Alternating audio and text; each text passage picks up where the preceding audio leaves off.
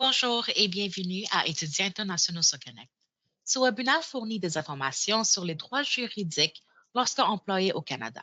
Je m'appelle Nawara et je suis la coordinatrice bilingue de ce projet. Je vais vous guider à travers ce webinaire aujourd'hui. Le ministère des Services à l'enfance et des services sociaux et communautaires de l'Ontario finance le projet Étudiants internationaux sur Connect afin d'offrir des mesures de soutien aux étudiants internationaux et à leurs familles.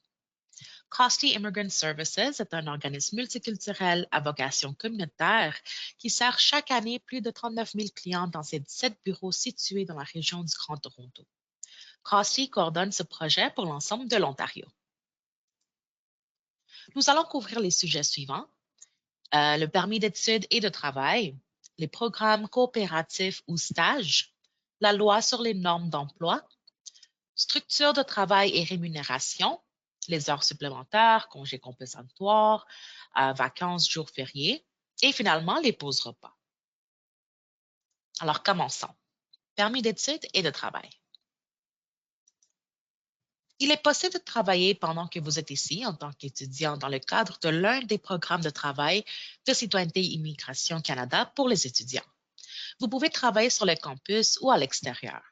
L'expérience professionnelle fait partie intégrante du programme d'études d'un certain nombre de programmes. Vous pouvez demander un permis de travail en tant que stagiaire ou participant à un programme coopératif, donc coop, si vous êtes titulaire d'un permis d'études valide. Le travail est un volet essentiel de votre programme d'études au Canada. Vous êtes en possession d'une lettre de votre établissement d'enseignement qui confirme que tous les étudiants qui font partie de votre programme doivent effectuer des stages professionnels pour obtenir leur diplôme. Et finalement, votre stage ou coop ou stage professionnel représente au maximum 50 de la durée totale du programme d'études. Vous ne pouvez commencer à travailler au Canada qu'après avoir commencé votre programme d'études. Vous ne pouvez pas travailler avant le début de vos études. Vous pouvez travailler en tant qu'étudiant international au Canada si votre permis d'études est assorti d'une condition qui stipule que vous êtes autorisé à travailler sur le campus ou hors campus. Vous pouvez travailler sans permis de travail sur le campus de votre établissement d'enseignement si vous êtes un étudiant postsecondaire à temps plein dans un établissement d'enseignement postsecondaire public, tel qu'un collège ou une université ou un cégep au Québec, etc. Une école privée de niveau collégial au Québec régie par les mêmes règles que les écoles publiques et qui est financée à au moins 50 par des subventions gouvernementales. Une école privée canadienne qui peut légalement décerner des diplômes en vertu d'une loi provinciale. Que vous avez un permis d'études valide et vous avez un numéro d'assurance sociale. Vous devez cesser de travailler sur le campus dès que vous n'étudiez plus à temps plein, dès que l'expiration de votre permis d'études, euh, si vous êtes en congé autorisé pendant vos études ou si vous changez d'établissement et que vous n'êtes actuellement pas aux études. Le numéro d'assurance sociale est un numéro à 9 chiffres qui vous est fourni par le gouvernement du Canada. Il vous permet de travailler au Canada et de bénéficier d'avantages sociaux et de services gouvernementaux. Pour que vous puissiez faire une demande, puissiez demander un numéro d'assurance sociale pour travailler sur le campus, une des conditions suivantes doit être imprimée sur votre permis d'études. Donc, vous pouvez accepter un emploi sur le campus ou hors du campus de l'établissement où que vous êtes inscrit si vous respectez les critères d'admissibilité prévus au alinéas 186F V ou W du règlement sur l'immigration et la protection des réfugiés. Devez cesser de travailler si vous ne respectez plus ces critères. Le présent permis n'autorise pas son titulaire à occuper un emploi hors campus au Canada et peut accepter un emploi uniquement sur le campus si satisfait aux critères d'admissibilité décrits au R186F. Vous devez cesser de travailler si vous ne respectez plus aucun de ces critères. Vous pouvez travailler hors campus sans détenir un permis de travail si vous remplissez toutes les exigences ci-dessous. Donc, vous êtes un étudiant à temps plein dans un établissement d'enseignement désigné. Vous êtes inscrit à un programme postsecondaire de formation générale théorique ou professionnelle ou à un programme de formation professionnelle de niveau secondaire au Québec. Ça, c'est au Québec seulement. Votre programme d'études est une durée d'au moins 6 mois et mène à l'obtention d'un diplôme ou d'un certificat. Vous avez commencé vos études et vous avez un numéro d'assurance sociale. Si vous répondez aux critères d'admissibilité au travail pendant vos études au Canada, ce qui suit vous sera applicable. Vous pouvez travailler 20 heures par semaine à temps plein pendant les vacances d'hiver, d'été et de printemps. Pour déterminer votre admissibilité, vous pouvez utiliser l'outil d'auto-évaluation situé sur le site web de CIC à l'adresse ci-dessous sur la diapositive. Programme coopératif ou stage. L'expérience professionnelle fait partie intégrante du programme d'études d'un certain nombre de programmes. Vous pouvez demander un permis de travail en tant que stagiaire ou participer à un programme coopératif si vous êtes titulaire d'un permis d'études valide. Le travail est un volet essentiel de votre programme d'études au Canada. Vous êtes en possession d'une lettre de votre établissement d'enseignement qui confirme que tous les étudiants font partie de votre programme, doivent effectuer des stages professionnels pour compléter et d'avoir leur diplôme et que votre stage coop ou stage professionnel représente au maximum 50% de la durée totale du programme d'études. Vous n'êtes pas admissible à un permis de travail coop si vous étudiez le français ou l'anglais comme une langue seconde.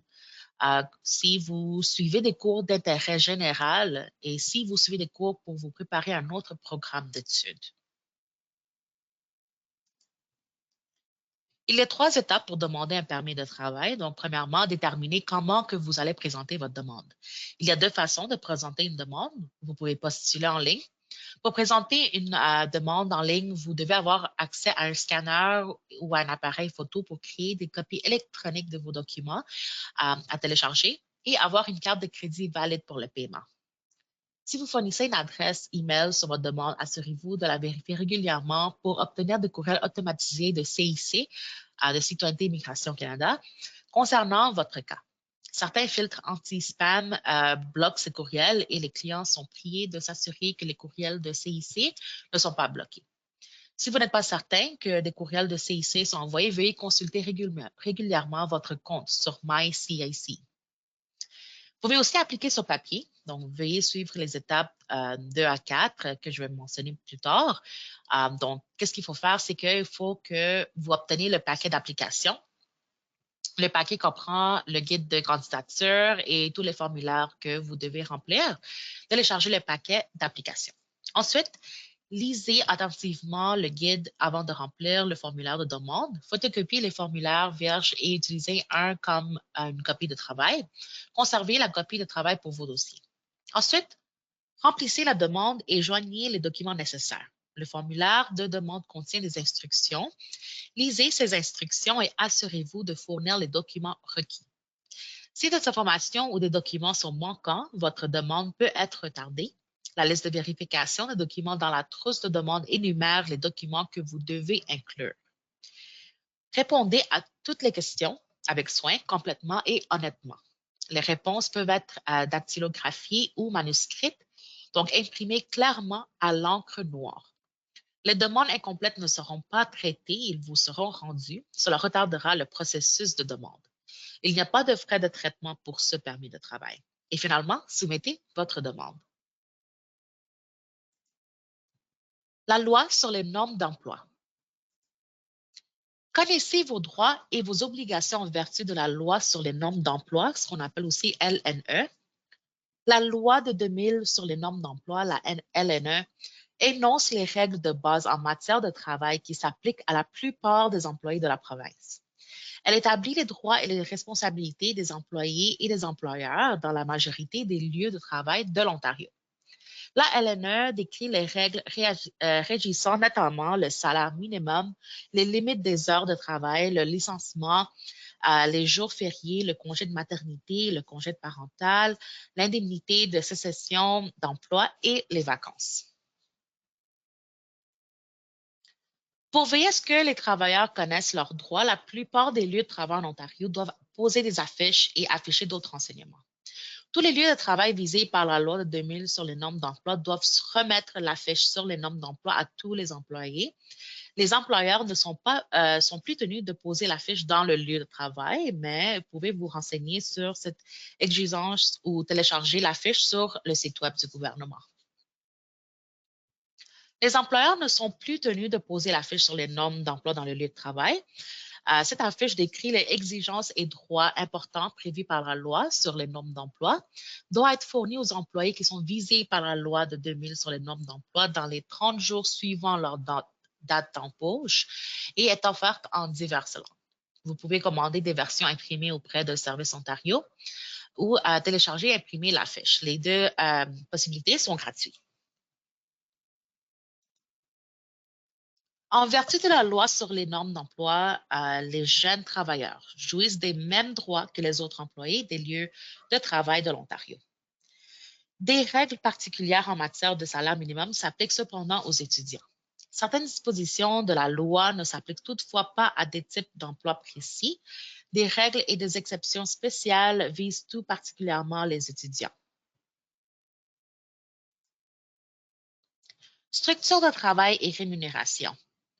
Il y a plusieurs taux de salaire minimum en Ontario, y compris un taux de salaire minimum général qui s'applique à la plupart des employés et un taux de salaire minimum étudiant qui s'applique à de nombreux étudiants de moins de 18 ans. Nous aborderons certaines des principales informations concernant le salaire minimum tout en travaillant comme un étudiant.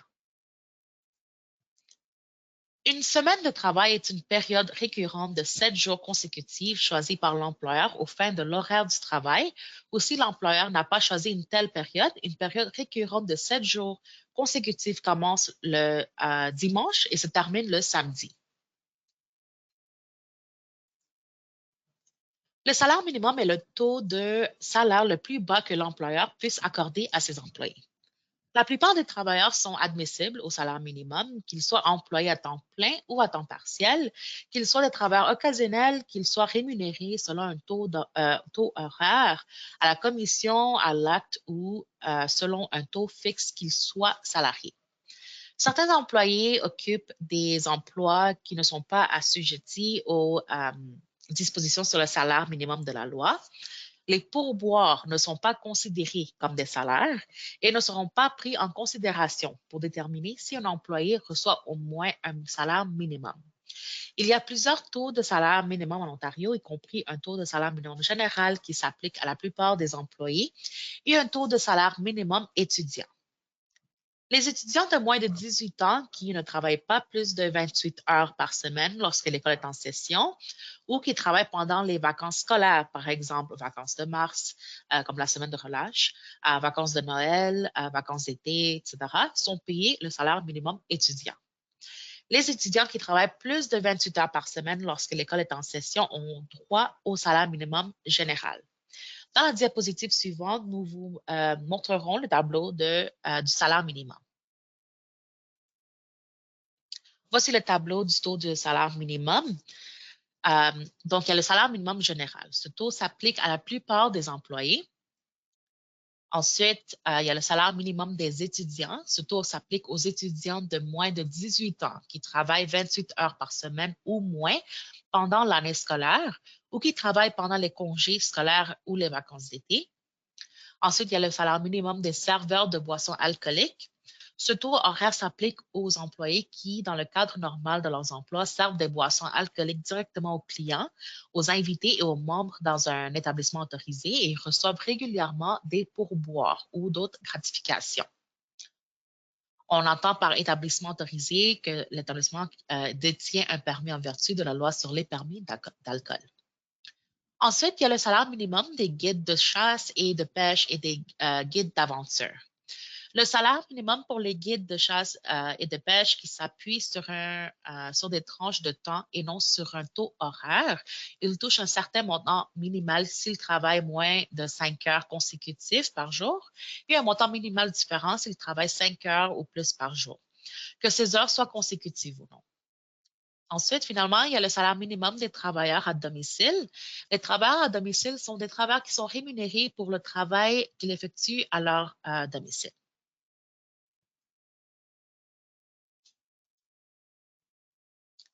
La loi de 2000 sur les normes d'emploi s'applique à la majorité des employés et des employeurs en Ontario, avec quelques exceptions. Il existe des employés à qui certaines parties de la loi ne s'appliquent pas, autrement dit, qui bénéficient de ce qu'on appelle des exemptions, à qui s'appliquent des règles spéciales qui changent l'application de certaines parties de la loi. Vous pouvez lire au sujet des règles spéciales et des exemptions visant des emplois dans ces catégories. Donc, il y a les services médicaux d'urgence, soins de santé et professions de la santé. Il y a aussi le secteur de fabrication, construction et mines, services d'accueil et vente, transport, agriculture, culture et élevage, garde et pêche, services à domicile, aménagement paysager, services de concierge, gouvernement et professions, autres secteurs et emplois. Heures supplémentaires, congés compensatoires, vacances et jours fériés. Les employés, toute heure de travail en plus des 44 heures travaillées dans une semaine est considérée comme une heure supplémentaire et doit être rémunérée en conséquence. Cependant, il y en a qui s'occupent des emplois où le seuil à partir duquel les heures supplémentaires commencent est supérieur à 44 heures par semaine ou ne s'applique pas. La rémunération des heures supplémentaires est le taux de salaire normal majoré de 50 parfois appelé temps et demi. À titre d'exemple, si le taux horaire normal d'un employé est de 15 par exemple, son taux de rémunération des heures supplémentaires sera de 22,50 à chaque heure. Donc, 15 fois 1,5 est égal à 22,5. L'employé doit donc être rémunéré à un taux de 18 de l'heure pour chaque heure de travail effectuée après le 44 heures au cours d'une semaine. Un employé et un employeur peuvent convenir par voie électronique ou par écrit que l'employé obtiendra un congé payé au lieu d'être rémunéré pour ses heures supplémentaires. On parle alors parfois d'heures accumulées ou de congés compensatoires. Si un employé a accepté d'accumuler ses heures supplémentaires, l'employeur doit lui accorder 1 heure et demie de congé payé pour chaque heure supplémentaire de travail accumulée. Le congé compensatoire doit être pris dans les 3 mois qui suivent la semaine de travail pendant laquelle l'employé a fait les heures supplémentaires en question ou s'il y consent par voie électronique ou par écrit dans les 12 mois qui suivent. Si l'emploi d'un employeur se termine avant qu'il ait pris son congé compensatoire payé, l'employeur doit lui payer toutes les heures accumulées non utilisées. Ce paiement doit être fait soit dans les 7 jours qui suivent la date de la fin de l'emploi, soit le jour où l'employé aurait touché sa prochaine paie. Cette norme d'emploi a deux volets, la période et indemnité de vacances a deux volets. L'un porte sur la période de vacances et l'autre sur l'indemnité de vacances. Certains employés occupent des emplois qui ne sont pas assujettis aux dispositions de la loi relative aux vacances payées. Les employés ont droit à 2 semaines de vacances après chaque année de référence de 12 mois. Normalement, une année de référence est une période répétitive de 12 mois qui commence le jour où l'employé est embauché. Lorsque l'employeur a établi une année de référence différente qui ne débute pas à la date d'anniversaire de l'embauche de l'employé, celui-ci a droit à des jours de vacances calculés au prorata pour la période appelée période tampon, précédant le début de l'année de référence différente. L'indemnité de vacances représente au moins 4 du salaire brut, indemnité de vacances exclue, accumulée au cours de l'année de référence de 12 mois ou au cours de la période tampon, le cas échéant. Le contrat de travail ou la convention collective de l'employé peut offrir des droits ou des avantages supérieurs en ce qui a trait à la période de vacances ou à l'indemnité de vacances. L'employé qui ne termine pas l'année de référence ou la période tampon, le cas échéant, n'est pas admissible à des vacances payées au terme de la loi. Cependant, il accumule une indemnité de vacances sur son salaire.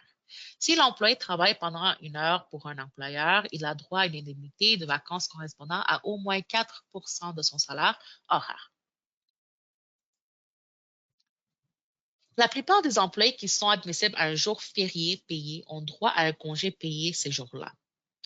Un employé peut également consentir par voie électronique ou par écrit à travailler le jour férié et dans ce cas, il recevra le salaire le salaire pour jour férié ainsi que le taux majoré pour toutes les heures travaillées le jour férié et n'obtiendra pas un autre jour de congé, appelé congé compensatoire, ou le taux normal de salaire pour toutes les heures travaillées le jour férié, ainsi qu'un autre jour de congé payé, appelé congé compensatoire, rémunéré au taux du salaire du jour férié.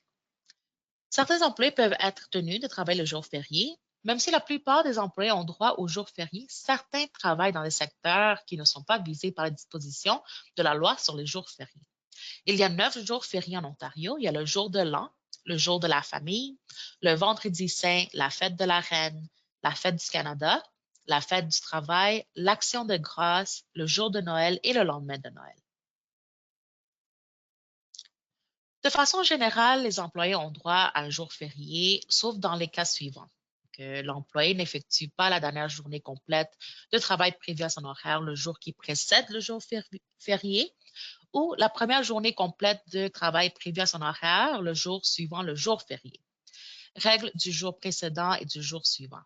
Ou l'employé qui avait accepté de travailler ou qui était tenu n'effectue pas sa journée complète de travail le jour férié même. La dernière journée de travail normalement prévue précédant le jour férié et la première journée de travail normalement prévue suivant le jour férié ne doivent pas nécessairement tomber la veille et le lendemain du jour férié.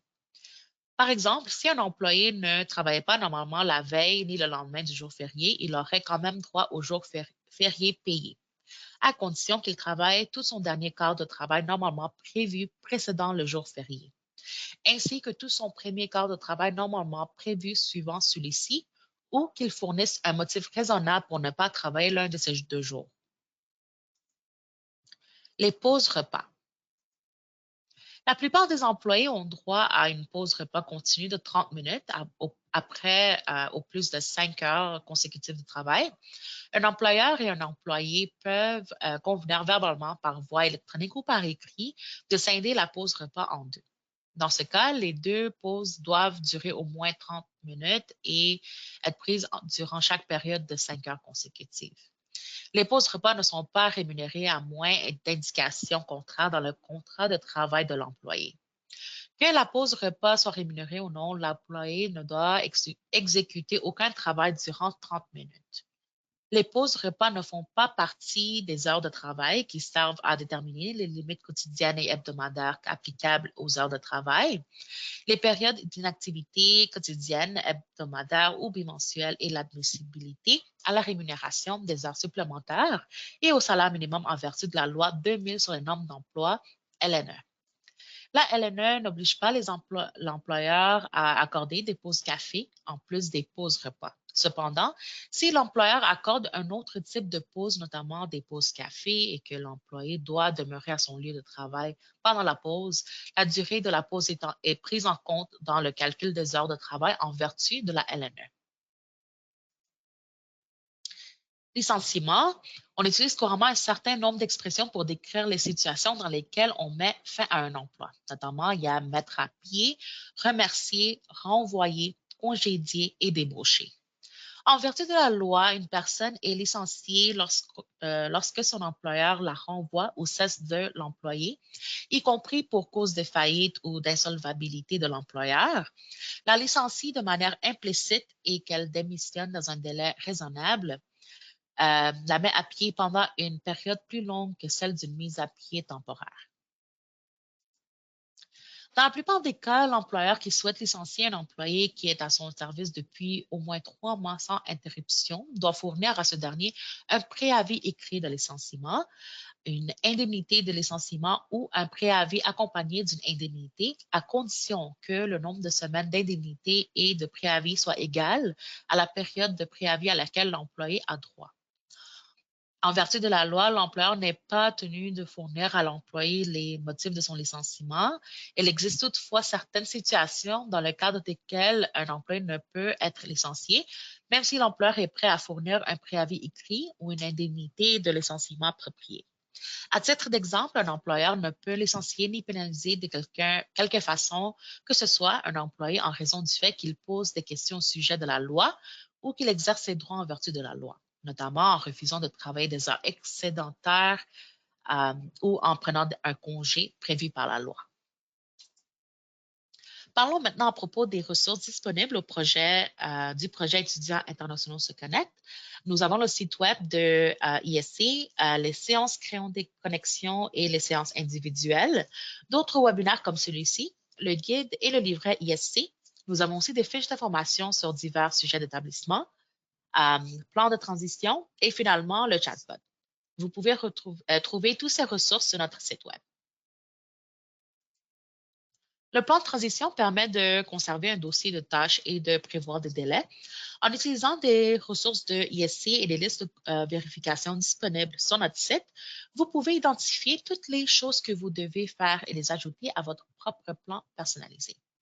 Vous aurez besoin de planifier et de fixer des objectifs pour un séjour à court terme, un programme complet ou même une transition vers la résidence permanente après l'obtention de votre diplôme. Que vous cherchiez à prendre des dispositions pour un fournisseur de soins de santé, obtenir un numéro d'assurance sociale, demander une bourse d'études ou prendre des dispositions pour le logement de l'été, le plan de transition peut vous aider à rester organisé. Votre transition individualisée vous enverra des rappels et gardera une trace de votre application. Merci beaucoup d'avoir écouté ce webinaire. Si vous avez des questions, n'hésitez pas à nous contacter par courriel ou par téléphone et de visiter notre site web. Merci encore et bonne journée.